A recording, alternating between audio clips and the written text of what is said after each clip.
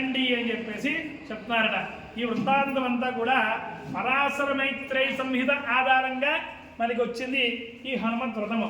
పరాశర మైత్రేయులు కూడా వీరిద్దరూ సంభాషించిన సమయంలో ఈ విధంగా అడుగుతున్నారట.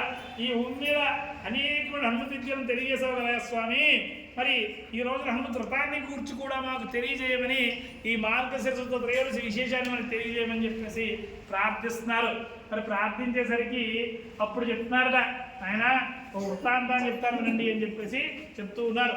పూర్వము ధర్మరాజు తన జ్ఞాతుల చేత రాజ్యాన్ని అంతటినీ కూడా పోగొట్టుకొని అరణ్యంలో ఈ యొక్క అరణ్యవాసాన్ని అనుభవిస్తూ ఉన్నారు. ఆ సమయంలో ఈ ధర్మరాజు ఏం చేశాడండి, అక్కడ ఉన్నటువంటి మహర్షులకి అందరికీ కూడా తాపసులకి వీళ్ళందరికీ కూడా దాన ధర్మాదులు భోజనాలు అన్నీ కూడా పెట్టి పుణ్యాన్ని ఆర్జించారు రామన్న తరాల కోసం అని చెప్పేసి. అయితే ఆ సమయంలో ఈయన దగ్గరికి వచ్చిన వేదవ్యాసుల వారికి అనేక సంప్రదాయాలు చేసి ఆయన మన్ననలు పొందారు.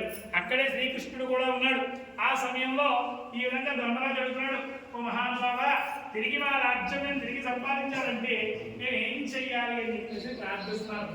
ప్రార్థించగానే ఆ సమయంలో వేదవ్యాసుల వారు చెప్తున్నారు, ఆయన హనుమంత్ వ్రతాన్ని ఆచరిస్తే అద్భుత వ్రతం కలుగుతుంది, తిరిగి రాజ్యాన్ని పొందగలరు అని చెప్పి చెప్తున్నారు.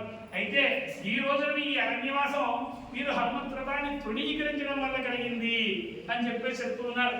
హనుమంత్ వ్రతాన్ని ఏం తృణీకరించడం ఏంటంటే, పూర్వం సముద్ర చేత శ్రీకృష్ణ భగవానుడు హనుమంత్ వ్రతాన్ని చేయించేట.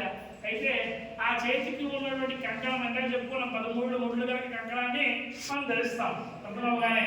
ఆ కంకణం ఉంటే ఆ కంకణం చూసి ఒకనొక సమయంలో అర్జునుడు అడిగేట, ఏమమ్మా చేతిగా కంకణం ఏంటి అని చెప్పేసి అడిగితే ఇది ఆంజనేయ స్వామి వారి వ్రతాన్ని చేసి నేను ధరించిన హనుమంత్ వ్రత కంకణము అని చెప్తే, ఆంజనేయులను కాపాడేది అని చెప్పేసి ఆ యొక్క గర్భంతో ఆ కంకణాన్ని అక్కడ తీసేయించట. ఆ విధంగా ఎప్పుడైతే తీసివేయించాడో అందులో ఉన్నటువంటి 13 ముళ్ళకు గాను ఈ రోజు 12 సంవత్సరములు అరణ్యవాసము, 1 సంవత్సరం అజ్ఞాతవాసం. మొత్తం వీళ్ళు కూడా ఎన్ని సంవత్సరాలు అనుభవించారు? 13 సంవత్సరాలు. కాబట్టి దాని నిమిత్తం మీరు ఈ రోజున ఈ అరణ్య అజ్ఞాతవాసాలు అనుభవించాల్సి వస్తున్నారు. తిరిగి మీరు హనుమంత్ వ్రతాన్ని ఆచరిస్తే అద్భుత ఫలితాలు పొందుతారు అని చెప్పేసి చెప్తున్నారు. చెప్పగానే ధర్మరాజు మనకు చెప్పగానే వింటామా? పూర్వం ఎవరైనా చేశారా? ఈ విషయాలన్నీ కూడా మాకు తెలియజేయండి అని చెప్పేసి అడుగుతారు. అడిగితే పూర్వం ఎవరు చేశారంటే పలానా పూజ పలానా వాళ్ళు చేసుకున్నారు, వాళ్ళు లాభం కలిగింది, వీళ్ళకి లాభం కలిగిందంటే మనం కూడా చేసుకుంటాం. అంతేగాని ప్రప్రథమంగా మీతో మొదలు పెడుతున్నాండి ఈ రోజు పూజ, ఈ రోజు నేను ఈ వ్రతాన్ని చేస్తాను, ఈ రోజు నేను చేయలేదు అంటే నా ఏదో చేయించుకుంటారా? అర్థం కొన్ని వేల వ్రతాలు చేశారంటే అదే చేయించుకుంటారు. అలా ఈ విధంగా ఆ ధర్మరాజు కూడా అడుగుతున్నాడు. అడుగుతూ ఉంటే ఆ సమయంలో చెప్తున్నారట, పూర్వం ఈ రాముల వారి అవతార సమయంలో ఈ బ్రహ్మాది దేవతలు 50 మంది కూడా కప్పులుగా వచ్చారు. అయితే రాముల వారి అవతార సమయంలో రావణాసురుడు ఈ యొక్క హర్షుని ఉన్నది సాధారణ ప్రజల్ని అనేక భయప్రాంతులు గురించి ఇబ్బందులు పెట్టుకున్నాడు.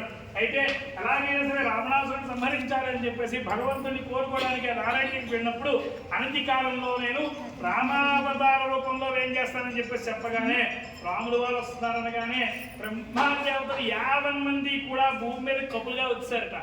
అంటే కోతులుగా జన్మించారు భూమి మీద. రాముడు వస్తాడనగానే నారాయణుడు వస్తాడనగానే ఆయన ఇంకా రాలేదు, వీళ్ళందరూ వచ్చేసారు. ఎప్పుడైతే శివస్య హృదయం విష్ణు, విష్ణుస్య హృదయం శివం అని మనం చెప్తాం. అంటే శివకేశవుల మధ్యలో భేదం లేదు, ఇద్దరు ఒకటే సమానమే అని చెప్పేసి చెప్పడానికి. మరి ఎప్పుడైతే నారాయణుడు వస్తున్నాడని ఈ విషయాన్ని ఎప్పుడైతే తెలిసిందో సాక్షాత్తు పరమేశ్వరుడే తన ఒక అంశని భూమి మీదకి ఆంజనేయ స్వామి వారి రూపంలో పంపించాడు.